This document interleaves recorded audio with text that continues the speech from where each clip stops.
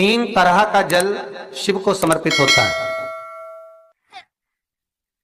और वो तीनों तरह के जल का अलग अलग भाव है महाराज।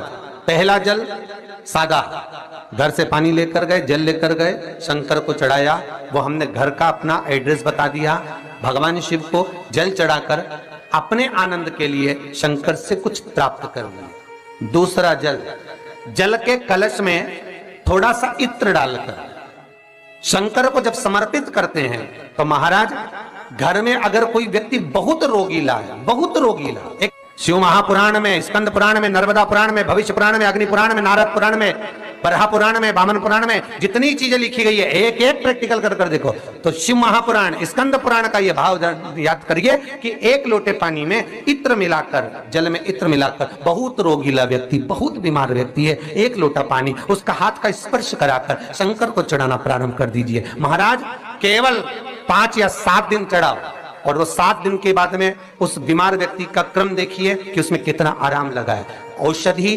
दवाई काम करना प्रारंभ करी कि ना करी। केवल इत्र समर्पित, इत्र का जल। तो पहला जल सादा, दूसरा जल है इत्र का, और महाराज तीसरा जल जो शिव महापुराण के अंतर्गत कहा गया है बेल पत्र का जल। तीसरा जो जल है वो बेलपत्र का जल है। बेलपत्र का जल कैसा?